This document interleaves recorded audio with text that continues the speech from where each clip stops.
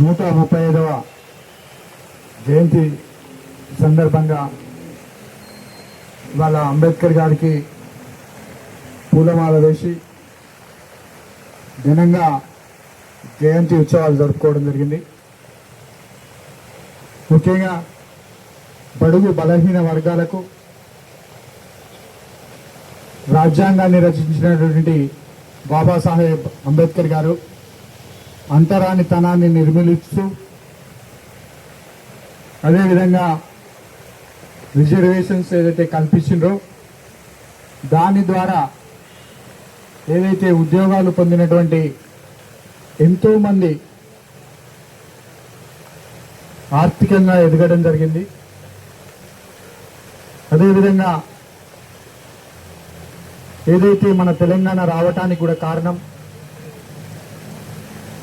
ఇవాళ అంబేద్కర్ గారు వారు రచించినటువంటి రాజ్యాంగం ద్వారానే ఇవాళ మన తెలంగాణను తెచ్చుకోవడం జరిగింది. ముఖ్యంగా మన తెలంగాణ వచ్చినాక బడుగు బలహీన వర్గాలకు అండగా ఇలా కాంగ్రెస్ పార్టీ రేవంత్ రెడ్డి గారి నాయకత్వంలో పనిచేయడం జరుగుతుంది. ఏదైతే రిజర్వేషన్స్ పొందినటువంటి లబ్ధిదారులు ఉన్నారో వాళ్ళందరూ కూడా మనం ఇలా అంబేద్కర్ గారి జయంతి ఒక పండుగ వాతావరణంలో ఇవాళ మెట్పల్లి పట్టణంలో బ్రహ్మాండంగా జరిగింది. అదేవిధంగా ఇవాళ ఎక్కింపూర్ కొరుట్లలో కూడా అటెండ్ చేయడం జరిగింది. ఎక్కడ ఉన్నా కూడా మన కలియుగ దైవం ఇవాళ మన ముందున్నటువంటి అంబేద్కర్ గారు